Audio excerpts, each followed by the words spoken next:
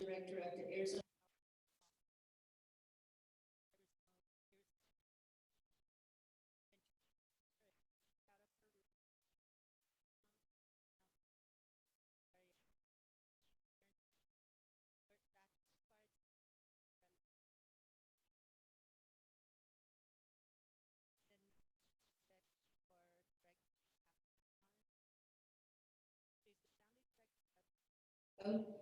OTIP and Senior Advisor on Human Trafficking at the U.S. Department of Health and Human Services.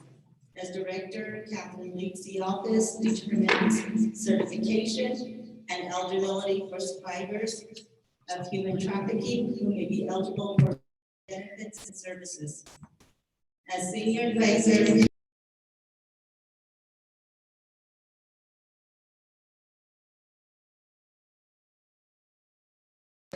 and combat trafficking in persons. She serves on other related federal interagency working groups on violence against women, children exploitation, and Native American affairs.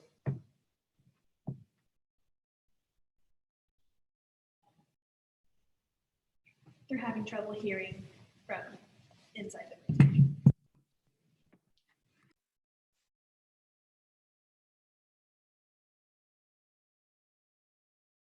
Good evening, First Lady Nez and Assistant Secretary Contreras. This is Katherine Chon from the Office on Trafficking in Persons, and I think the audience had there were some technical difficulties, and I know I didn't hear parts of the introduction, and I cannot get my video on, but I would be happy to share my screen so that we can at least get started with the first part of this evening's plenary event. It is a pleasure to be with you. It's an honor. Thank you for the invitation to speak with members of the Navajo Nation. My goal for the next 10 to 15 minutes is to provide an introduction to the principles of prevention when it comes to human trafficking. And as you may have mentioned in the introduction, the Administration for Children and Families Office on Trafficking in Persons, we cover most of those Ps that Dr. Morgan shared earlier in the kickoff for this conference in terms of prevention. That's what we'll focus on today. Protection, we provide funding to community-based organizations to provide comprehensive care for survivors of human trafficking and their families, and then the research and policy piece to understand where there are gaps, what's working, and how we can do all of this through partnership. And when we're thinking about human trafficking, many of the earlier speakers mentioned this before, but we're really looking at human trafficking not in a vacuum as a standalone form of violence, but it's connected to so many other forms of interpersonal community violence, whether it's child abuse and neglect, dating violence, sexual violence, and other forms of violence. And so if you are listening to this and you're working with survivors who've been impacted by other forms of exploitation, they may either be at high risk for or may have experienced human trafficking. In addition, when we're thinking about connecting the dots, it's not just exposure to other forms of violence, but there are underlying root causes that enable or create these risk factors for human trafficking. Prior histories or perhaps generations of experience of trauma, as we heard from the earlier speaker, substance use disorders, lack of familial and healthy social connections, and poverty. Some of the common pathways to trafficking are just reinforcing what people shared earlier during the afternoon and evening. Sometimes children or adults may be offered jobs that seem too good to be true, and they end up in a situation very different from what they thought they would end up in. Also, especially during the COVID-19 pandemic, we saw an increase in online engagement overall, but also an increase in reports of enticement and recruitment and grooming online, particularly for children and youth. On the right side of the screen, often traffickers will prey on the vulnerabilities for wanting to feel love and belonging and connection and affection, and prey on those vulnerabilities in deceptive and manipulative relationships. Sometimes a child or an adult may be experiencing homelessness and is offered some degree of shelter and protection in exchange for sex or some type of forced or coercive labor. And then, as we heard earlier, the substance dependency, sometimes it may be the victim of trafficking themselves or a family member involved. So earlier, Dr. Morgan mentioned if we're at the bottom of a cliff, and First Lady Nez, you mentioned the river and water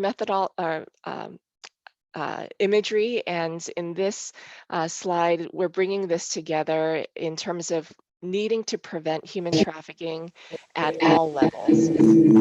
So at primary prevention, when the public health field talks about primary prevention, we're trying to stop violence before it starts. That is the ideal area we move towards. Many anti-trafficking programs are in the secondary prevention, where it's the immediate response to violence. So whether it's law enforcement responding to violence or service providers providing immediate shelter and care, healthcare providers, addressing the acute needs.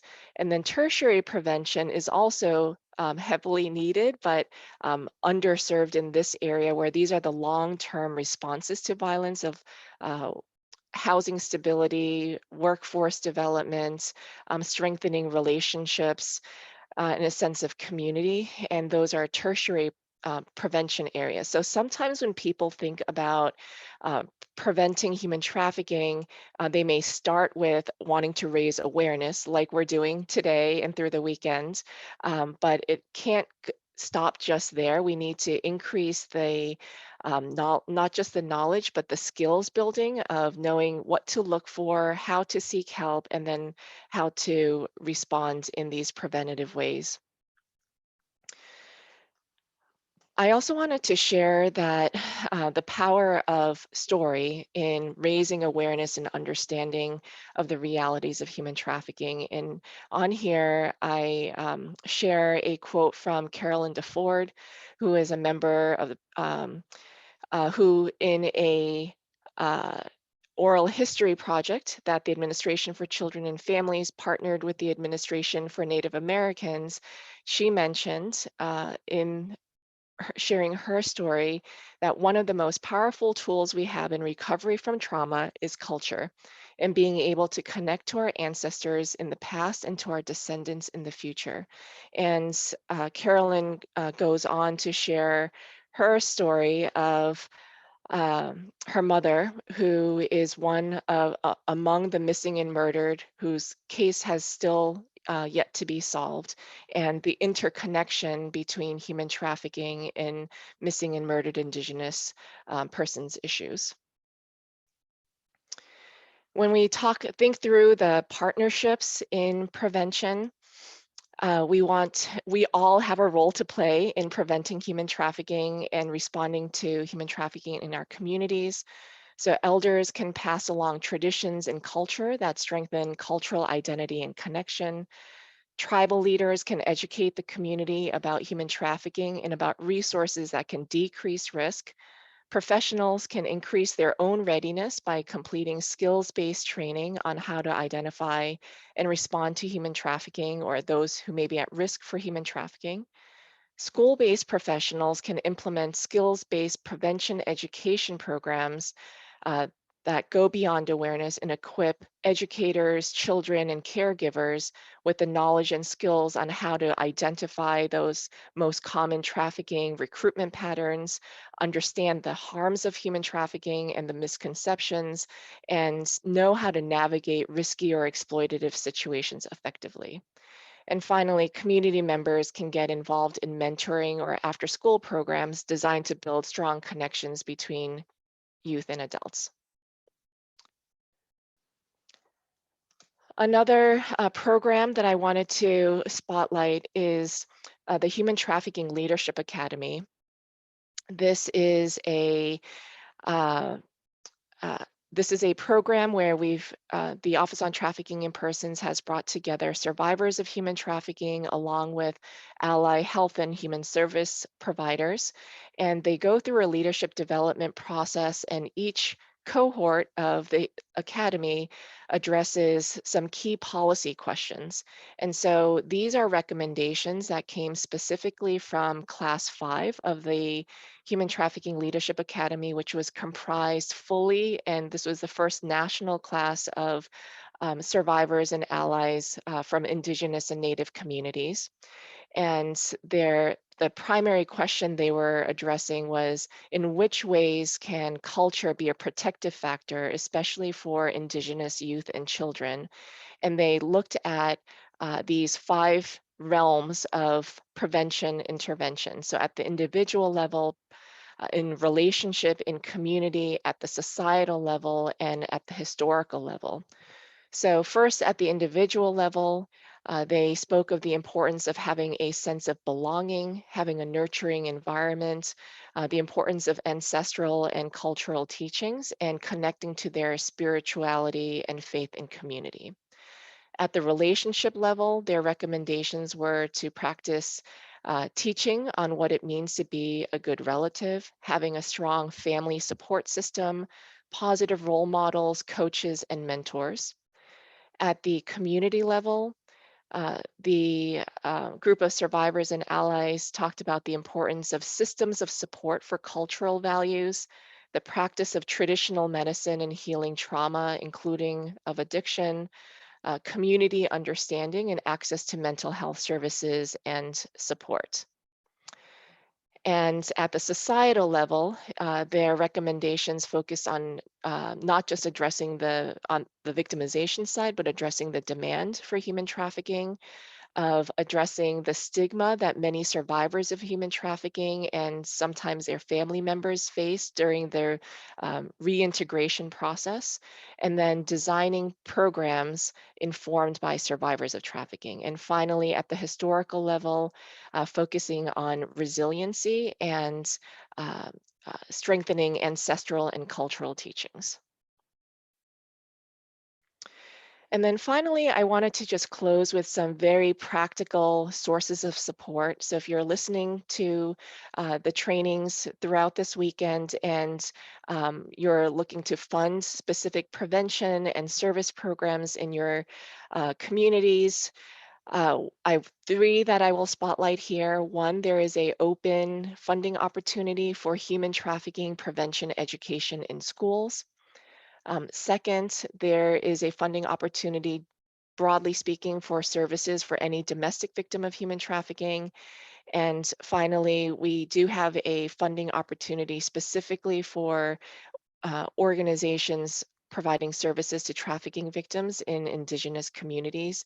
There are many additional funding opportunities for anti-trafficking programs from both the Departments of Health and Human Services as well as the Department of Justice that you can view on grants.gov. And then this is how you can contact us if you want more information and resources. And one in particular that I will highlight is our Training and Technical Assistance Center. After the trainings you receive this weekend, if you're looking for additional tailored trainings, let's say, for example, healthcare providers who are working in Indigenous community settings, or for educators working in school programs, we have tailored trainings that are available for free online, as well as in person that you can request for your community or your organization and institution. So at this point, I will send this back to First Lady Nez. Thank you so much.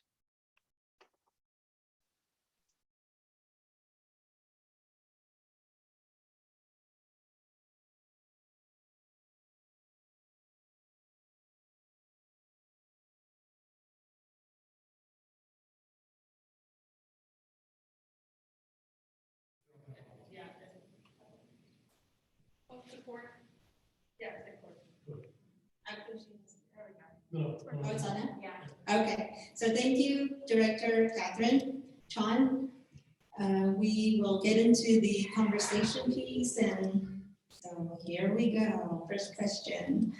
We've heard a lot about the dynamics of human trafficking today. Can you share your understanding of why Indigenous communities are particularly at risk of human trafficking?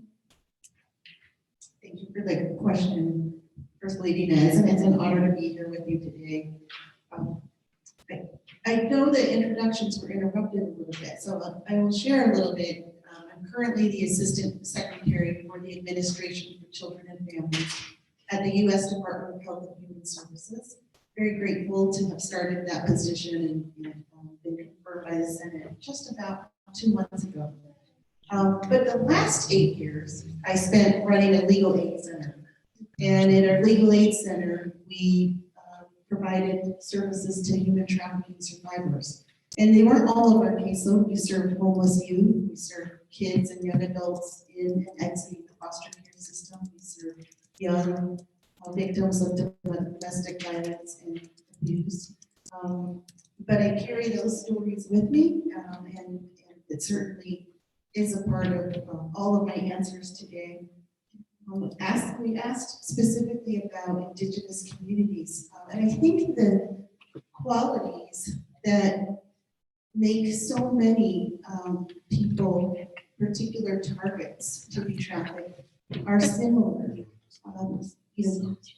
We have young people, often, not always, who are vulnerable. Maybe they experienced some form of abuse in their own home. Maybe they had run away from home and they're on their own. We heard Director Chon refer to young people or others who don't have a place to live, so they find a place to live, and then exploitation ends up being a part of that.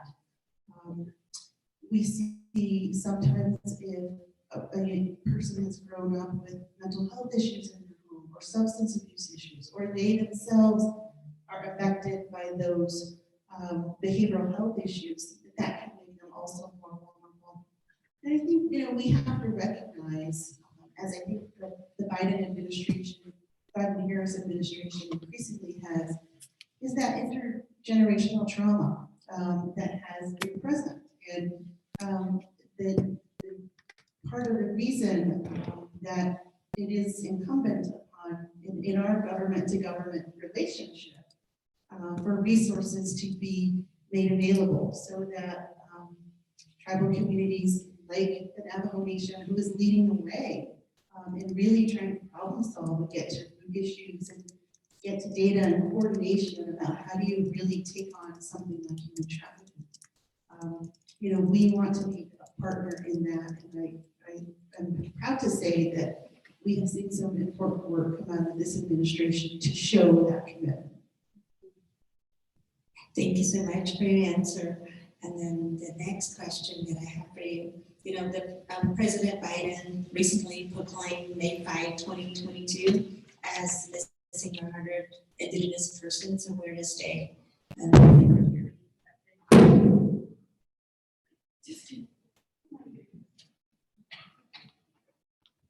don't you share their wireless? Okay, Katherine is now joining us. Okay. Okay, so let's try this. Okay, so Secretary of Interior Deb Haaland and Attorney General Merrick Garland also recently announced members of the Not Invisible Act Commission, whose purpose is to make recommendations to federal agencies on how to improve intergovernmental discrimination, establish recommendations to better establish best practices for federal, tribal, and state law enforcement, and bolster resources to address the NMIP crisis and better support Indigenous families and communities.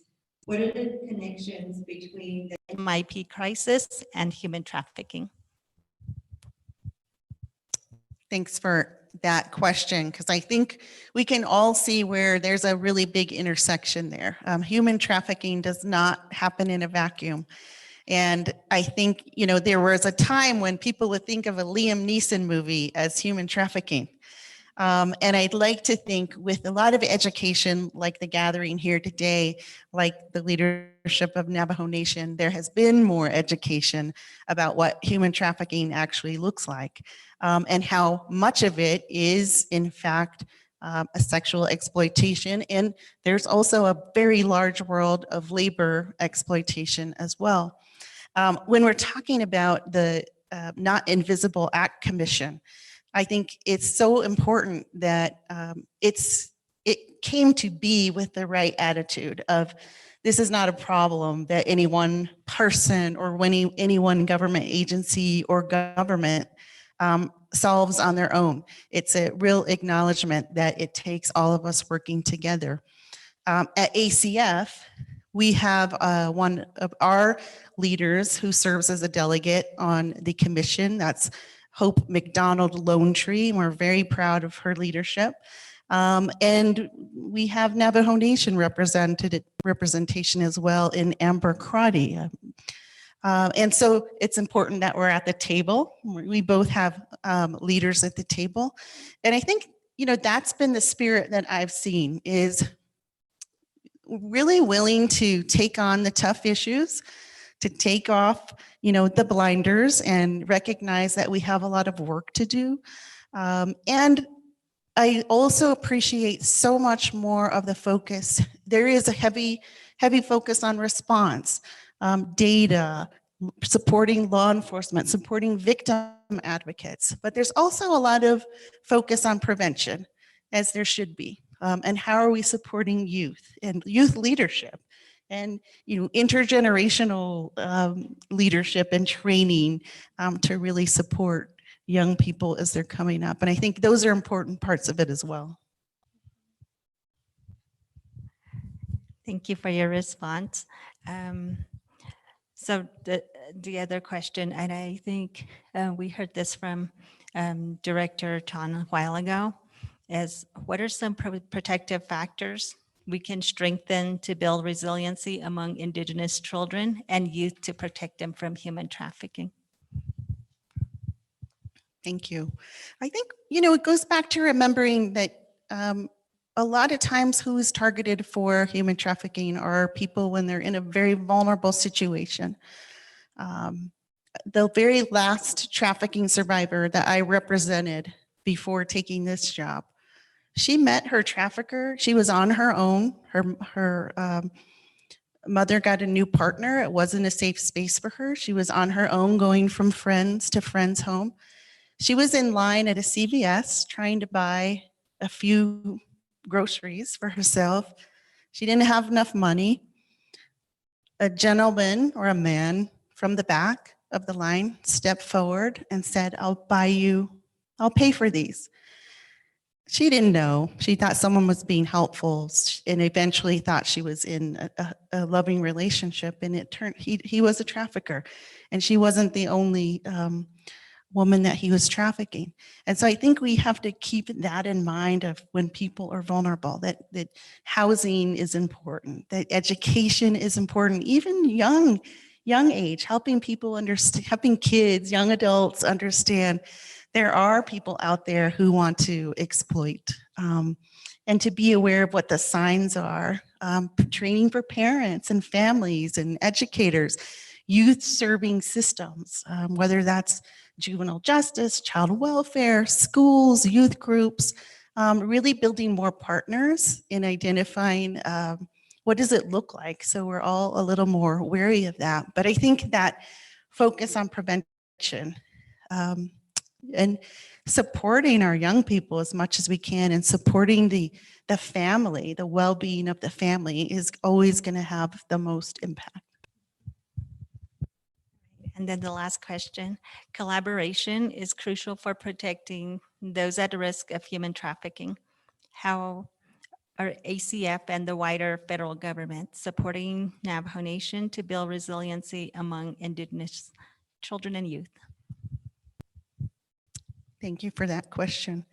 In my first 60 days or so that I've been in this position, I have seen so much coordination, and I've been really proud of the administration for that. We at ACF have a Tribal Advisory Council, which President Nez is a part of. In the two consultations I've been a part of, they both have had Navajo representation, and in fact, one presentation that provided data, pictures, issues of what was happening, wonderful, and challenges for Navajo families. And so I think that kind of coordination is very important. Again, recognizing the government to government relationship, recognizing we at ACF have resources. Director Chon spoke to some of those resources that are specific to human trafficking, but ACF has a lot of other resources that are about prevention, that are about the well-being of families, that are about the well-being of children. And we want to keep working to make sure that, we're tweaking those to make sure they work for tribal communities, but also that we're keeping our relationships strong so that tribal communities know how to access those resources. And I've certainly seen the leadership of Navajo Nation, in those conversations, helping us to know what works and what doesn't. Director Chon also mentioned some of the training she has available. So if there are department leaders or department staff that want to grow their capacity, those kinds of trainings are available. And then we did see this administration also create a national plan to combat human trafficking. And again, tribal leaders being at the table to make sure that we are developing a comprehensive plan in that. So it's, I think it really comes down to making sure we're at the table together, that we're listening.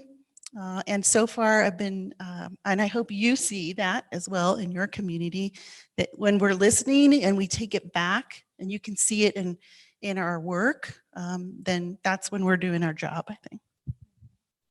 All right. Thank you so much for your responses, and thank you so much to all federal partners involved in addressing not just human trafficking, but all other aspects, issues that affect Indian country. And so now I'm going to hand over the microphone to Assistant Secretary Contreras, and she has questions for me too. So my pleasure to ask some questions. We have seen the Navajo Nation be a leader in addressing trafficking of Indigenous people. And this gathering here being, just one example. Can you speak to the work that your government is doing to really combat trafficking? Thank you for the question. So for Navajo Nation, we extended to 3 states. So when it came to, and with human trafficking being somewhat of an overlap with the missing and murdered Indigenous persons issue, it's kind of no wonder that we're at this point now with human trafficking, because the more you delve into the missing and murdered, like the task forces, at some point you realize, so there is an overlap. And although at this point we don't know how much of an overlap, we don't know that, but Navajo Nation, from my office, Office of First Lady, Second Lady, we've always honed in on the home and the family. And a lot of my focus has always been on the education and prevention aspects to all types of issues that affect our Navajo families and negatively, right? All those negative outcomes. But I always say, when you focus so much on early childhood education, and then just the importance of the environments of home, the stability of homes, and then access to early intervention resources, and just really bringing in those resources that are needed by children who who would otherwise not ever have that in their childhood years. And those are so crucial, because then it sets them always on a different trajectory of what they might otherwise encounter. And so just having that understanding, I always advocate for parent, resources for parents, for children, just to build, kind of restore and to build strong, healthy homes. But in addition to that, from the government side, when you talk about missing persons, we're working on the tribal community response plan for missing and unidentified persons. And in that work, we're looking at the systems level approach to bringing in, just to take an overview, a scan of the entire criminal justice system, from everything from the initial response, right? The initial call, the initial reporting, from dispatch to investigations to just, bringing in, and how the collaborative coordination of services, all of that. So it's been a really interesting project to take that on, but that's just one thing. And it's not something that can be done quickly, but we're right in the middle of that process. And so hopefully with that work, we have already uncovered a lot of gaps, a lot of uh, in terms of communication, in terms of coordination, in terms of even services. And so hopefully, and in result to all of that would be just filling those gaps and strengthening those items, so that we can better serve the public in not just human trafficking, but in anything that comes into the criminal justice system. Thank you. So the Navajo Nation is one group within, many Indigenous communities impacted by human trafficking. Are there ways that the Navajo Nation government is working to build protective factors or to address human trafficking that are culturally unique? Ways that we can all learn from, that you find, are very important to how you're addressing this. So in terms of protective factors, it's we're very, as Navajos, we still have a lot of our language and cultural traditional practices and traditional values intact. And we're very, through even our kinship systems, I mean, everybody knows their roles and responsibilities and, towards each other. And family means, I guess, that might have a different definition in the Navajo sense than in the Western sense. I mean, just little things like that. But really, I always say, we're just here to remind everybody what they kind of already know, but might not consciously take into, they don't really think about it day to day. But I always put it back to, really remind ourselves that the home is really the primary, the initial institution that was set up there for us. And so when you put it in that sense, it puts a lot of responsibilities back on the caretakers of the children, whether or not they be the biological parents or anybody else who's been deemed to take care of them, and for them to establish those healthy homes, those living environments, and to provide them with everything that they need to grow up to be, to be healthy adult. And so, and there's all of that. But on the government side, I always advocate for, like I said, it's those early years of life and everything that bringing in services and resources for parents and then for the children themselves. And I think And I always say that's going to be the one, that's where we're going to make the most amount of impact when it comes to reducing and preventing human trafficking. Thank you. So we're increasingly investing and finding that research and data, statistics are really important to really telling, this country and the world what's happening in human trafficking. How do you see the Navajo Nation contributing to our understanding of human trafficking while maintaining sovereignty over the information? That's always the big question. It's really, I mean, when you look at data, even internally and externally, there are inconsistencies, I guess. And then at the same time, I guess you have to take into account what never actually gets into being counted in the first place. Like there's a lot of things that never get reported. There's just a lot of not sharing of information. And we've seen that everywhere between different agencies, between different programs. And that is a huge challenge. But between Navajo Nation and outside entities, I mean, there are ways to go about that. I mean, we have our own Navajo Nation Human Research and Review Board for anybody who wants to come in and conduct studies, do any type of research. And then there's, of course, the legal aspects to that. And I mean, it can be done. But in terms of data and research, that's really where we need a lot more people involved in that, because that's always been the missing piece when it came to missing and murdered. Even the data on that. And then I'm sure, it's the same way for human trafficking. And the numbers that we have right now, we just all assume that, that doesn't reflect the true reality of what actually occurs. Thank you. And I know you love talking about this last question because I know it's a priority and just in the time we've spent together. But can you tell us more about your hopes for Navajo youth today and across the next 7 generations?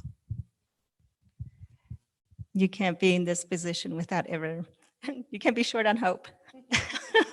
But, but for Navajo youth, I always tell graduating classes or anybody I meet, basically, I always tell them you have to see the Navajo Nation as a clean slate.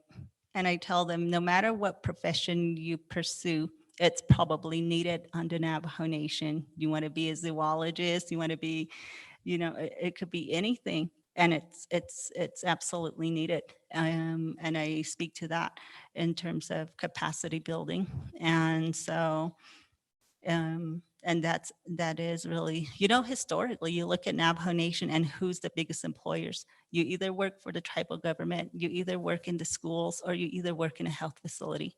And we don't have many people, for example, you look at how many veterinarians we have on the nation, and the number is very low. And so I always tell people, one of the things that my late dad used to tell me when we were growing up was, no matter where you ever live, you have to have a purpose for being there. And so one of the things he used to tell us to do was, wherever you live, look around in that community and really get to find out where you can contribute, where you can be of assistance, where you can be of service. And that's always stuck with me. And so that's something that I always try to pass on down to the younger generation to do. The other thing I always talk about is volunteerism. Do it at a young age, get into that mindset of always doing that. And I always tell them that because if you really want to know what you're passionate about in life, you're not going to find out until you try out different things. I mean, just through volunteering, you might find out you're good at working with plants or with children, or, it could be in a number of things, and they can really hone in on a certain field from that. And so and that leads to that saying of, you find something you love to do in life, and you can work that job for the rest of your life, and it's not going to you're never going to get tired of it. And so I hope that's something that our children, and the other one that I really hone in on is lifelong learning. You can never stop learning. And I always say all of us are here learning our whole lives. And I just tell them, you know, your whole life is about learning. Your whole life is about implementing that learning and then sharing and teaching, passing that on to others. So that's something that I hope that they'll continue to do. And, you know, every one of them is capable of doing all these things. There's no, and I hope that's something that they see. You know, Navajo Nation might be lacking a lot of things, but then I always tell them, you live here in the land of opportunity. You have everything around you to take advantage of, you know, take those opportunities and just to really go after what it is that they want to do. Well, thank you for your inspirational words. I'll say we're the Administration for Children and Families, which can sound very formal, but the heart of what we do and the heart of our leadership team is about that, right? Helping, we want all young people to know they have the world in front of them. We want them all to have the same incredible options in front of them and to support families in their well-being every day. So it's such an honor to be here with you today. Thank you to Vanguard for inviting us as well. I want to again thank Director Katherine Chon, who leads our Office of Trafficking in Persons in a very visionary way. And I don't know if you have closing comments, but I really do want to thank you. And I think, you know, your leadership is very contagious, I'm sure.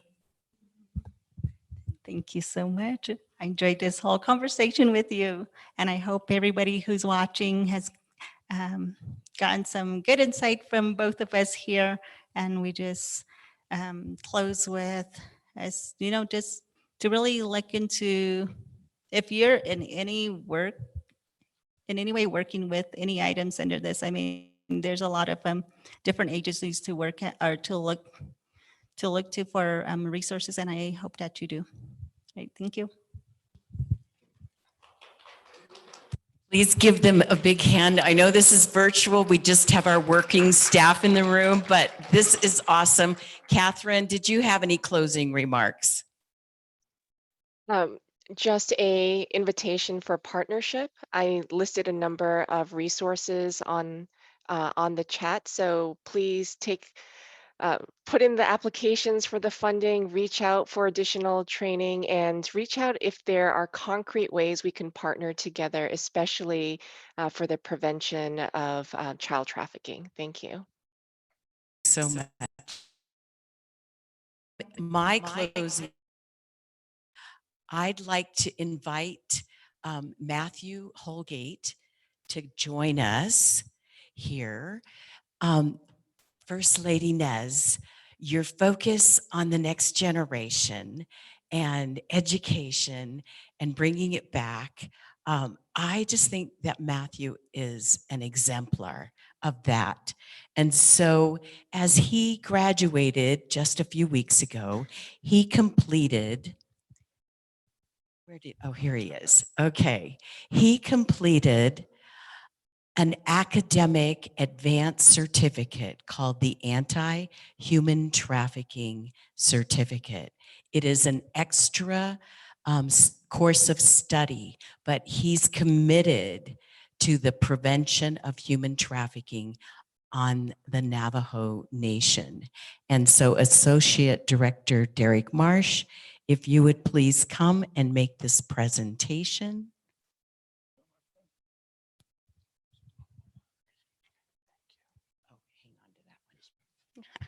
And we'll do a couple photos, and perhaps First Lady, you would come and also join us for that. Here we go. So everybody smile, because we're glad the next generation is in safe hands.